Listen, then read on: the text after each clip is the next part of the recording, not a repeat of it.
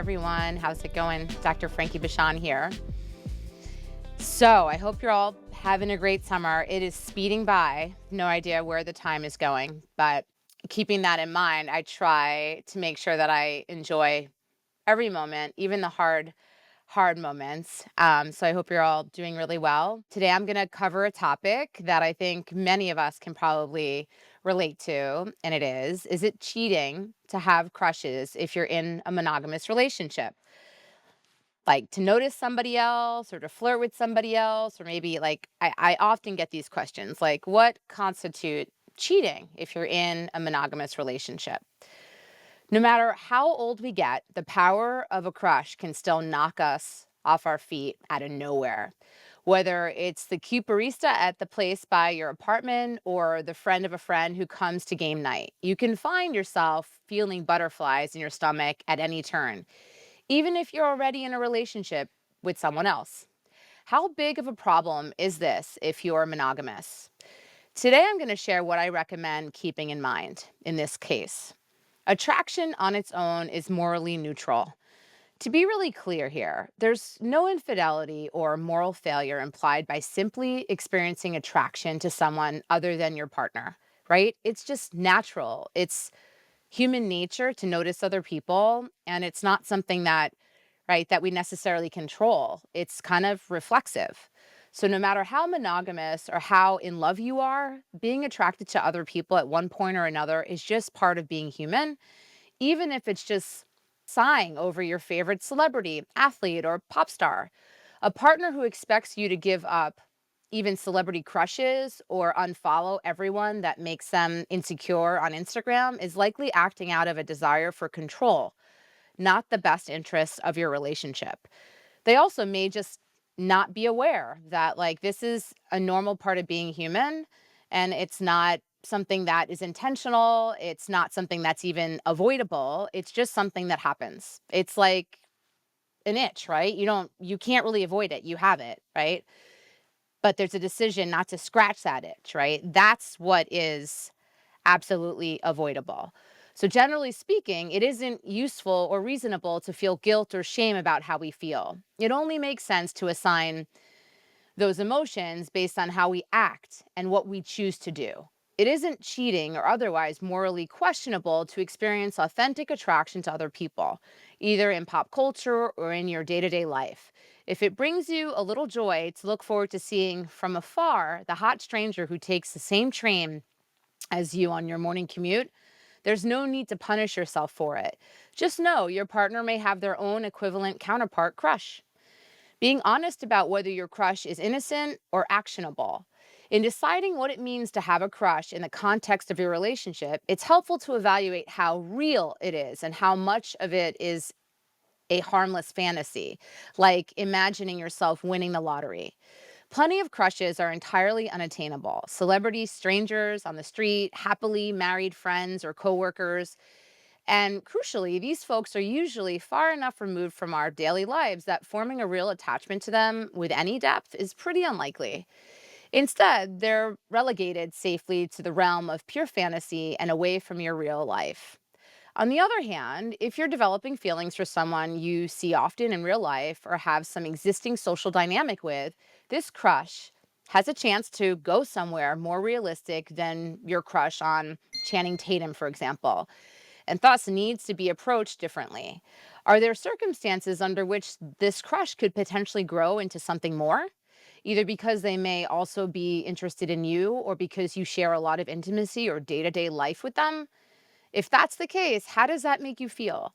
It doesn't mean you need to feel guilt about your crush, but does mean you may want to think more intentionally about how you want to handle these feelings. How to get rid of a crush.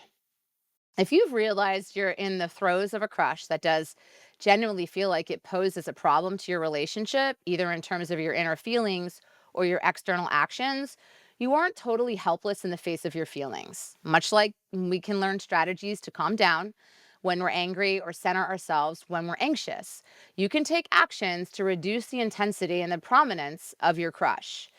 Here are some examples to try. Spend less or even zero time around your crush if possible. Opt to work on different projects than them at work, for example. Stop inviting them to solo social plans and avoid sending them memes. Limit communication to or about your crush. If you usually text them during the day or you give your group chat updates about everything they say or do, work reining that in and stopping that habit. Notice when you're ruminating on your crush and redirect. Maybe you have a habit of daydreaming about your crush while you're in traffic or falling asleep, or imagining what they're doing while you're at work. Practice noticing when you return to these familiar thoughts and gently redirect yourself elsewhere. The same skill as focusing during mindfulness meditation. If your crush is someone you're close to or have significant social ties with, it may be difficult or come off as rude to abruptly stop communicating or spending time with them. If this is the case, it may be helpful to have a direct conversation explaining that you've developed a crush and you need to take some space to let it cool off. While this can feel vulnerable, it may be preferable to letting a close friend or someone you care about wonder why they've done something wrong or feel punished for some reason. What if I don't want to get rid of my crush? The course of true love and crushes never did run smooth. And while it may be that the most convenient way forward is to extinguish your crush and settle back into your comfortable monogamous relationship, it's also possible that isn't always the best choice for you or what you really truly want. Sometimes, if we're experiencing strong feelings about other people or the idea of other relationships seemingly out of nowhere, it may actually be a sign that we're feeling unfulfilled or our needs aren't being met in our current relationship, even if that's the need for attention or affection. Crushes can grow out of sexual attraction, but they can also grow out of desire to get our needs met. If the cute, kind person at work is asking thoughtful questions about your life and your thoughts and feelings when your partner at home has seemed indifferent and incurious about you for months, not answering your bids, it's not surprising that your coworker might provoke feelings. Notice what you're feeling drawn to in other people and ask if it corresponds to any gaps or less fulfilling parts of your relationship. Are those issues something you feel can be fixed? It's also possible that you're feeling ambivalent about shutting down this crush because you genuinely feel strongly about this person. This can happen to almost anyone. And while it's a difficult situation, it doesn't inherently speak to your moral fortitude as a person. The question is, as always, what you choose to do about how you feel.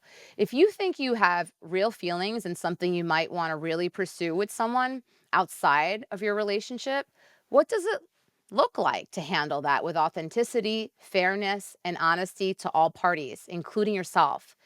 If this is a situation you find yourself in habitually and have struggled in the past with how to manage strong feelings about others outside of a monogamous relationship, it doesn't make you fundamentally a bad person either, but it may mean that monogamous relationships aren't the best fit for you. It could be helpful to explore non monogamy as an alternative, either with a partner or partners or solo, and think about what a lifestyle might look like where you could honor your strong feelings for multiple people without feeling shame or enacting harm. Remember, like the idea is to not cause harm to others, to be as authentic, honest, and communicative as you possibly can, and be kind to yourself. It's not just kind to others, kind to ourselves, and honor how you're feeling. And again, I want to just really emphasize the fact that it's human nature to notice other people, have crushes, be attracted to. And there's nothing inherently wrong with that. It's all about how you handle that. What do you do? Do you take action on that? Like, what are you doing with that? And are you maintaining a monogamous relationship? Ultimately, it's like, are you choosing your partner? And yeah, so those are my thoughts for today. If you have any reactions, comments, I want to hear them. And for those who have recently subscribed to my channel, thank you for joining us. I want to deliver information that's helpful, that you can grow from, that you can learn from. If there's anybody in your life that you feel would benefit from this topic or anything I've spoken about previously, please share my content.